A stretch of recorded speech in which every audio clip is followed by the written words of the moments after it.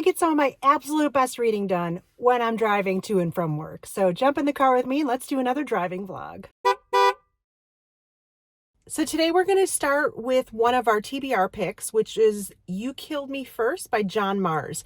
I haven't read a John Mars book since The Family Experiment, and I want to say that might have been like 2-3 months ago. So I'm super excited. That was my first experience with John Mars. It blew me away in its Black Mirror-ness. Like, it was really something new for me, something I had not read. It's like sci-fi kind of ish, fantasy-ish, thriller-ish, psychological suspense-ish. Like, it's a whole bunch of things.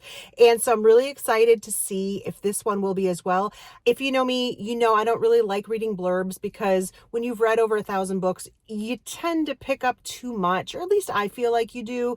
There are definitely situations where you would want to read one. I personally don't love it. And so we're just going to go into this blind, just assuming it's going to be a wild ride because it's John Mars. So let's go.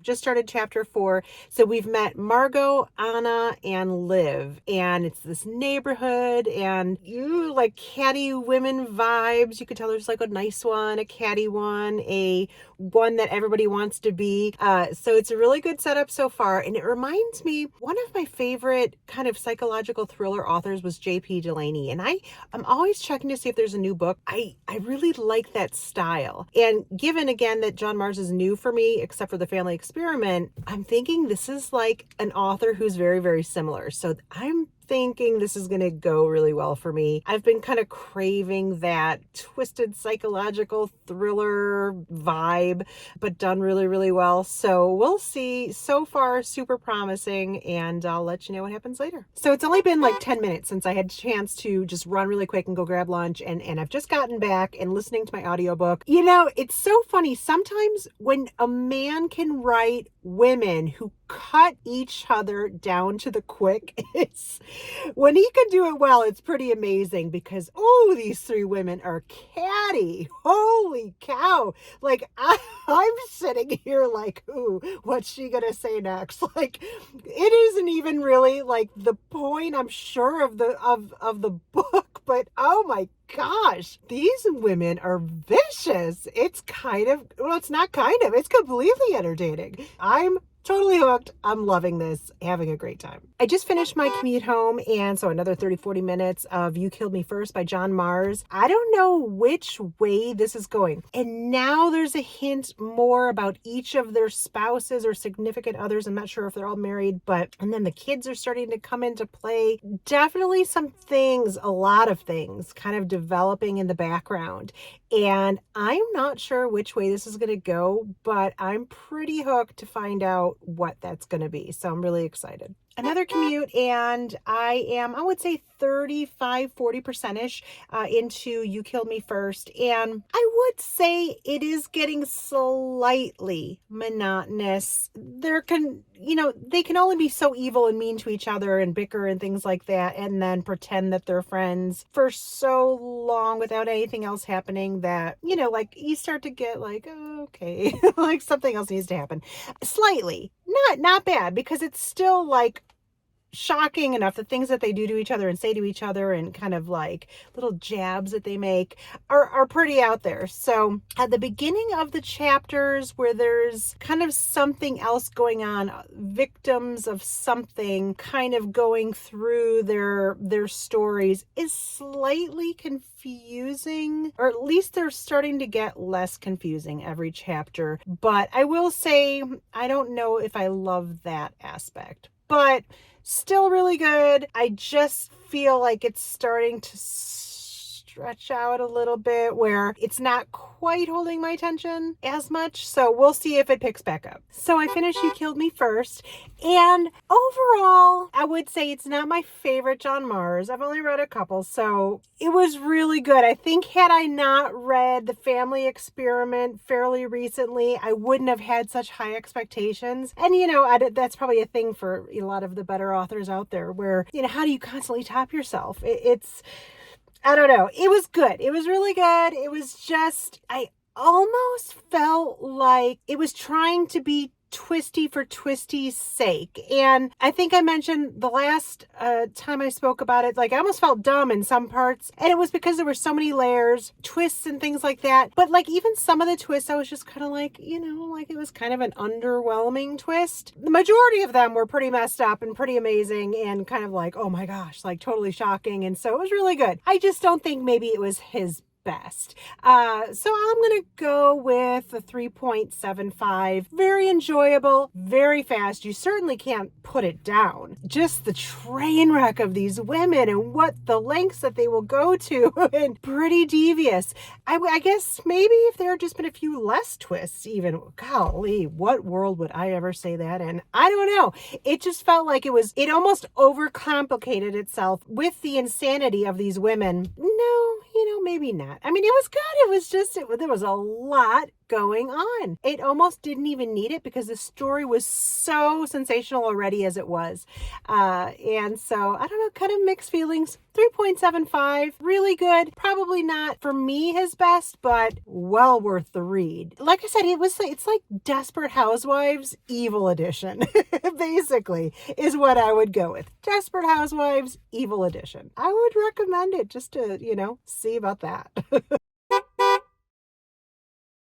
I just started last night an arc from NetGalley of In Stormy Weather by Chelsea Curto. If you remember last month, my first Chelsea Curto book was Face Off. And while I really, really enjoyed it, I had wanted and hoped for a little bit more editing. And it turns out that In Stormy Weather is going to be her first traditionally published book. And so I'm anticipating that the editing is going to be, maybe just a little bit tighter. I did start last night and I'm about 30%. I did find it a little bit hard to connect with our main characters, Sebastian and Quincy, at first, but it is laying the land for a new series. The friend group, I really enjoy the friend group as well, which is typically happens with, kind of what I'm noticing with her writing. Like you could tell that she has really good friend groups. It just took a little bit of time to kind of latch on to these two. And now that I've hit the 25% mark and I'm a little bit further at this point and the storm chasing is getting going and we got a little bit more backstory on Sebastian and Quincy and, what makes them tick, as well as a little more time with the friend group. Now I would say I'm totally hooked in and things are getting going. The writing of the storm chasing is really, really kind of edge of your seat amazing, and I'm enjoying that. So far so good. It was a little bit of a rough start, but that could just be me. But now once we pass the 25% mark, I'm really enjoying it. So I think like 76% done with In Stormy Weather. And wow, I gotta say the chemistry is pretty good between these two characters. And I will say that Chelsea Curto has written tension and anxiety about this storm and what's coming next in a really, really good way. Like I'm kind of on the edge of my seat waiting to see what happens. Like it's pretty intense. Like I'm pretty impressed. So I'm assuming I'm probably going to finish this book tonight. And so I will have an update for you on that in the morning.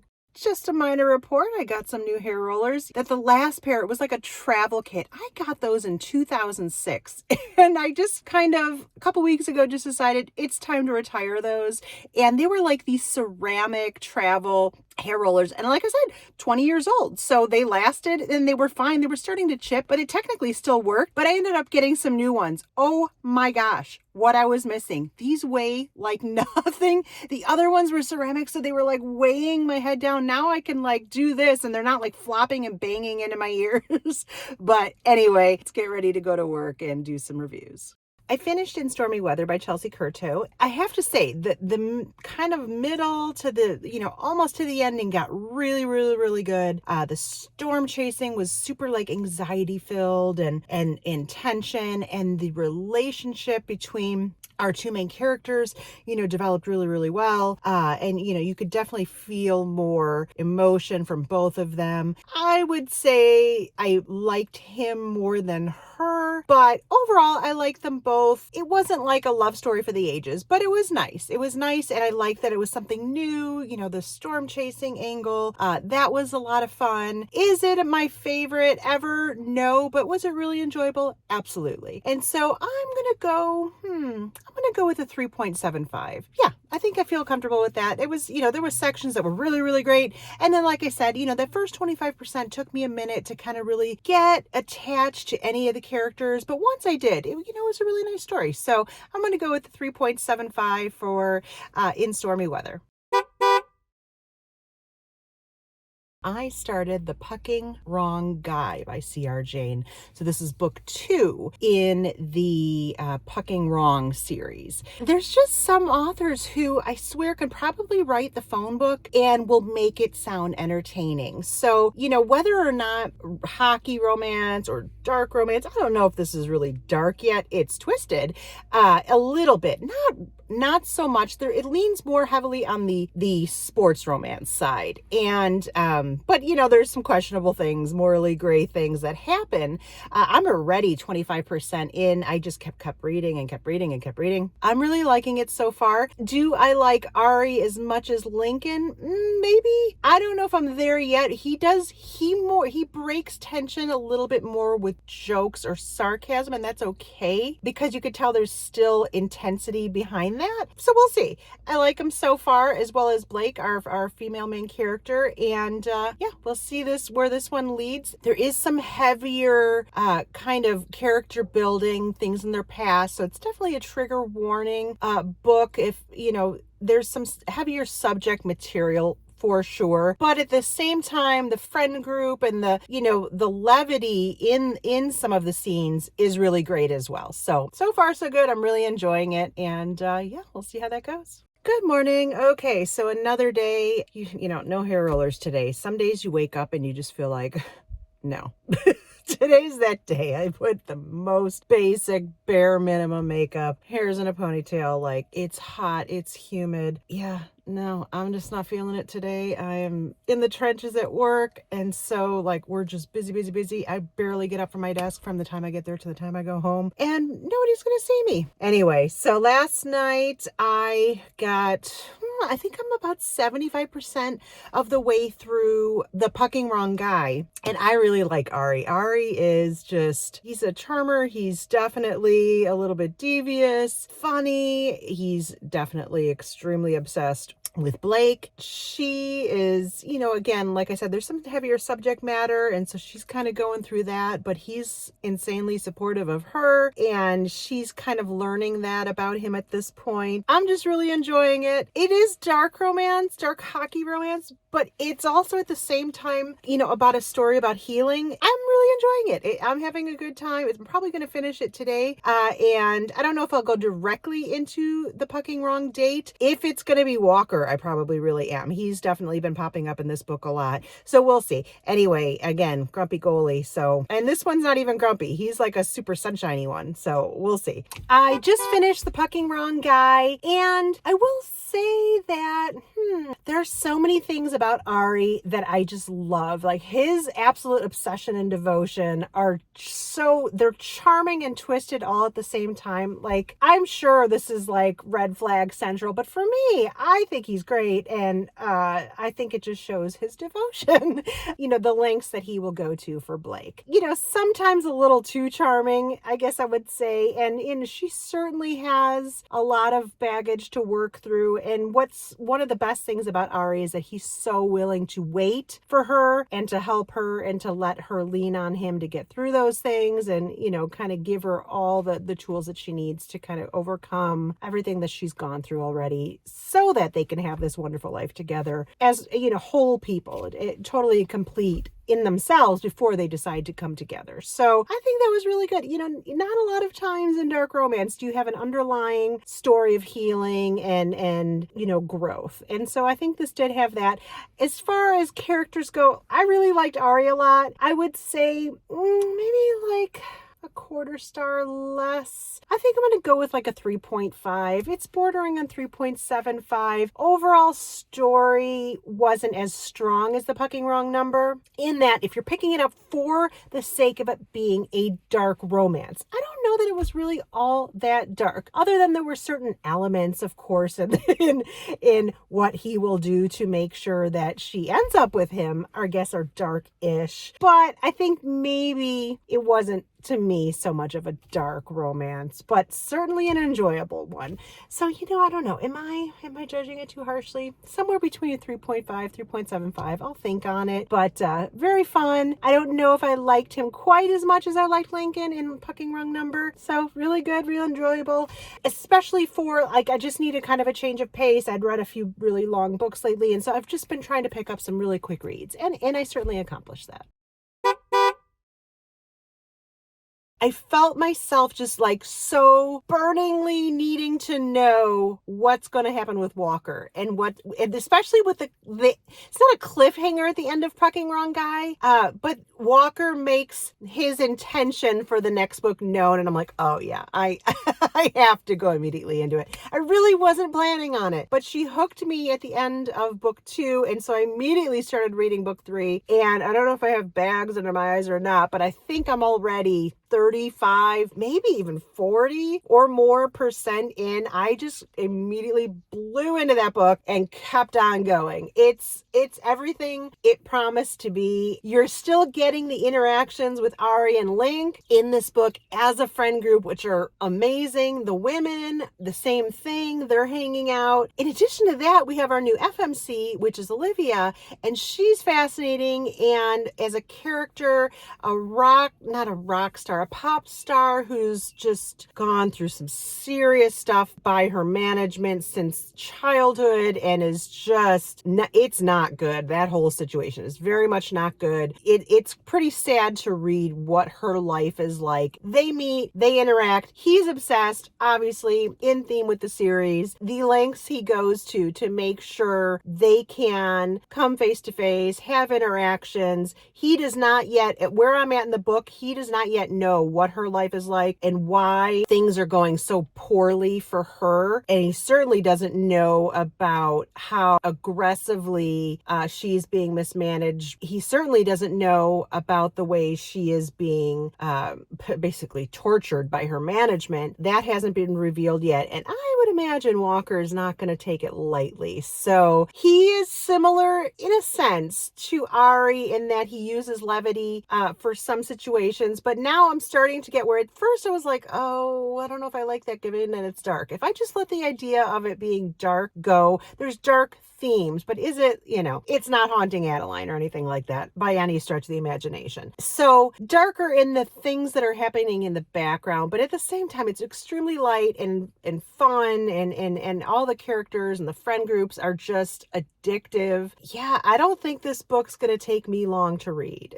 So I'm really enjoying it. And now, since I have it on audio, I'm going to listen to at least another 30-40 minutes on my way to work. So I'm really happy about that. So I've just finished book 3 in the Pucking Wrong series, which is the Pucking Wrong Date, Walker's book, and Olivia. I got exactly what I was hoping for, which was, yes, there's time spent on her healing, but the revenge aspect was so good. Totally and completely fulfilling, hit every note that you wanted it to. I will say with these books, I did see that on the description, it is doesn't necessarily say dark romance specifically, it says darker. So that I agree with. It's darker given the lengths that these guys, Link, Ari, and Walker, will go to be with these women, they're completely obsessed. And so, there's some darker elements to that, but there's levity in it, in the things that they say also. It doesn't take itself too seriously. I think one of the best parts about it is where you do see there's some really horrible traumatic things.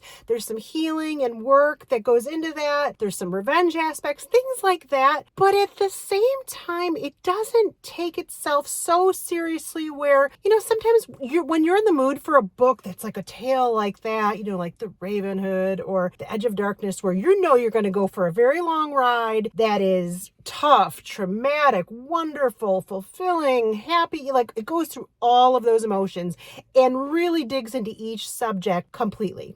This doesn't do quite that. This touches on those elements elements. So it gives you a taste of, those kinds of books, while also just kind of letting you off the hook a little bit easily, where you can get a taste of those elements while still not, like if there's something that's strife filled, do you feel like having a whole book full of strife all the time? No. But do you mind every now and again having a book that kind of hints at it, where you can kind of get a little taste, but it doesn't get so serious where you don't get that happily ever after and it's coming? Sometimes you just want a little bit easier of a ride while still touching on some of those elements. And this series does that. And that is what I will say is great about it.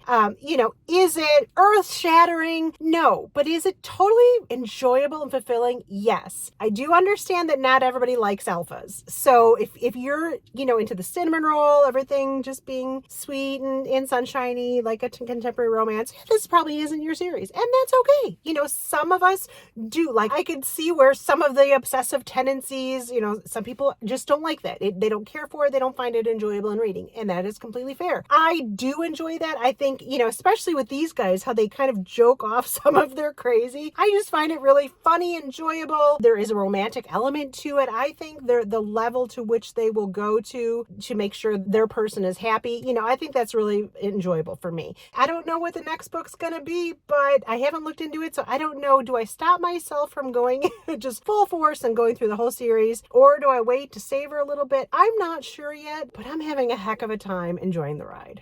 Again, are these 4.5 star, 5-star books? No. But do I enjoy them like they are? Yes. But in truth, this is probably just like the last book. I don't know, like a 3.75. This is where a book in the threes can absolutely entertain you and be so enjoyable. But if I'm being critical and rating it, is this, a 4.5, 5-star book? I don't know about that, but I'm going to go with a 4 again. I feel bad now that I gave the fucking wrong guy 3.75. Like, I feel like I'm thinking about it like a 4. And so I'm going to just put this one right back at a 4. I may go back and fix that rating also. I'm not sure, because I'm just really enjoying those. I think I might. I think I'm going to go back and just change it to a 4, because it's just been so much fun going through these books. Again, I appreciate that they don't take themselves too seriously. So I'm not sure if I'm going to go to book 4 next. We'll see. I might. I'm tempted. So we'll see. Last night or yesterday, I finished The Fucking Wrong Date. I'm like, ooh, do I continue? Or I was thinking maybe I was going to go with a thriller like The Dinner Party by Freida McFadden, just to kind of finish out the month, since I know it's pretty short. And when it came time to pick the book I was going to read, about 8 o'clock last night, I just couldn't help it. I started The Fucking Wrong Man. I don't know what came over me. I was just like, I kind of want to know what happens next. Here's the thing. These are interconnected standalones, and they're just so much fun. Again, these are totally red flag situations, these MMCs, these alphas. If you're not into, your MMCs being sometimes a little bit questionable, morally gray, then this is not for you. This is morally gray done in sometimes I'm laughing so hard, it's not even funny. But the friend group, Link, Ari, Walker, Camden, Logan, they're just so funny when they get together. This story, once again, has a horribly traumatic experience for our female main character, Anastasia, and this one's actually taking a little bit longer. I'm almost 50% in, and there's not been much going on the romance side of things, which is fine. It's really laying the groundwork for what this, girl's situation is, what life circumstances she's going through in a really nice way. Honestly, I gotta say, these books, yes, they're spicy, and, a lot of people maybe wouldn't read them because of that, and that's totally fine. I can understand that. But to me, they could have no spice in them, and I would still read these stories. They're just written that well. The friend group's that great. Each character is just so, I don't know, just developed, and you really feel like you get to know them. I would read it if there was not a drop of spice in the entire book. They're just fun. Anyway, I'm almost 50% in, and I just started last night, so I would anticipate finishing today. We'll see. So I finished The Fucking Wrong Man. I read that one really really fast. It's the weekend, so I finished it in no time at all. And I liked this one just as much as The Pucking Wrong Date. Camden was a really good MMC. I liked Anastasia. She had a, tragic story, but again, they worked through it, helped her heal, as well as got a good dose of revenge. I really had a good time with that one. Not a whole lot to say. All of these are very similar feel, a similar start, middle, end, in the best possible way. Like, they all deliver on everything that you're hoping for, that you're hoping to get out of these books. I don't have a ton to say beyond I really like these characters as well, and there is only one book left in this series, and so I'm feeling like, since a few weeks ago I did a video about all the series I'm in the middle of and have not yet finished, I'm thinking I'm just going to kind of knock this one out and have one series off my list as far as being finished. And so I know there's a few novellas that go with it, but as a whole, as the 5-book series, I just started this morning on the final book, which is The Pucking Wrong Rookie, which is Logan's book. And so why not? It's still the weekend. Might as well just finish it out. It's about to be July and I'll start the month strong with my summer TBR. So The Pucking Wrong Man, really good. I'm going to go with 4 stars again. I really enjoyed it. I had a great time. I am, I think, almost 60% through. I just started it yesterday, was up late reading. I would say not my absolute favorite in the series in certain parts, but at the same time, equally as fun, equally as good, equally as enjoyable in most of the others. Our characters, I just really love the camaraderie of the guys, when they're playing. They're in the middle of the Stanley Cup Finals in the book, and they're bickering and chirping at each other is just really fun.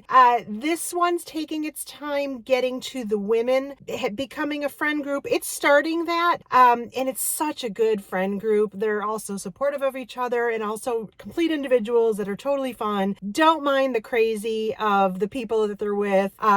See it for what it is, which is they're just so devoted to each other. I don't know. I really enjoy this as a series. For sure, by tonight, I'll have finished the Pucking Wrong series as a whole. As a whole, I can see it being a series that, a year from now, I'll reread. I have them all on Audible as well. So maybe I'll switch between reading and listening. And it's just a series that I'm enjoying. It's one that I'll fall back on and go back to because it's written so well. And the characters are so charming and funny and crazy and all the things in between. And so, yeah, I'm enjoying it. I'll wrap it up probably in tonight or tomorrow morning's vlog. So I finished The Pucking Wrong Rookie, which means, yay for me, I finished a series off of my huge list of 30-some series that I'm in the middle of. So finally, I get to scratch one off the list. There's a lot left, but that's okay. We'll get to them. So this was book 5 in the Pucking Wrong series. Again, this is going to be just, the same friend group, the guys' friend group, all the hockey players, and then all their wives and girlfriends. They have a really great group going. They all have tortured pasts, and that helps their bond even more. Their banter, their camaraderie, their, time they spend together, the support of each other, it all just works. While each book individually was really good, really fun, I enjoyed each and every one of them immensely. It's really even more enjoyable as a series. The group. Sometimes you just love a friend group and the found family that they have so much, and this really delivers on that front. Almost even more so than the Windy City series. In not saying that it's a better series, it's very different. This is a darker romance. I wouldn't say dark romance, but it's a darker romance. And it deals with some really heavy topics, as well as complete charming red flag behavior from their male main characters. I just really enjoyed it. Windy City series, that found family is really great as well. But in a weird way, the Pucking Wrong series characters, the found family is just even more enjoyable. I don't know. The quirkiness, the way they play off each other, it's just really good, really fun. And I really enjoyed it. This particular book, again, it starts out with a traumatic beginning for our female main character, Sloan. And Rookie, our guy, he is just he's the youngest of the bunch, and he pops up in all the books, and he's just, he's a lot, but in the best possible way. He reminds me the most of Ari from book 2, The Pucking Wrong Guy. They're so similar in that they bring a lot of levity to things. Yeah, I just really enjoyed it overall. So for me, once again, I'm going to go with a 4-star read. They're pretty even. All the books are just about, even as far as, my rating goes, enjoyability, loving the characters. And again, it just comes down to this friend group and found family. They're really good. So I highly recommend the series. If you don't mind the darker side of the romance category genre, it was a lot of fun. So I did try one of my new summer TBR books, which is The Dinner Party by Freida McFadden. And this was the pick your poison adventure, in which it's kind of like the old choose your adventures when we were kids, and you would read 10 pages and it would say, if you want to go do this, go to page 22. If you want this, go to page 98, something like that. Same. My critique is that leading chapter, that first chapter that starts you on this adventure, has to be gripping and good in order for you to, want to find out which way to go and things like that. It is so bad. So bad. I feel like somebody's joking with me. Like, it reads like a junior high, middle school play with horrible lines some of these characters are using. Like, I feel like somebody's messing with me. Like, this can't be.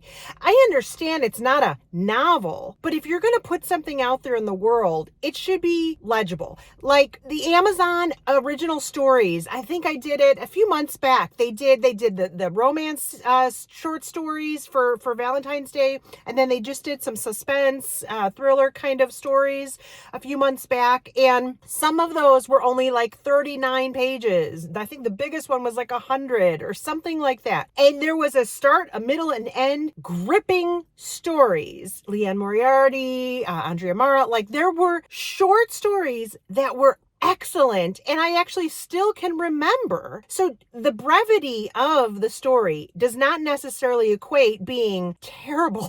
Like, it should still be something that can hook you in, just like when you used to go to the campfire and have short spooky stories. Like, they don't have to be long to be good. Oh, this is so bad. Next, I apologize, I'm sweating. I'm trying not to turn the air on in the car so that way you can hear me. Oh, it's so bad. So I did a couple of the paths where you choose, and one ended like a page after I picked my first turn. The next, again, the dialogue in these is so bad. And even the filler content explaining where you are and what you're doing in the building of the room, it's so bad. So that's a DNF. I'm sorry. I really did try. Given that even if I read every possible outcome, it wouldn't even have been 200 pages. There's no point. It's so bad. Absolute DNF. No point in ranking it. I do not recommend it. And no, no.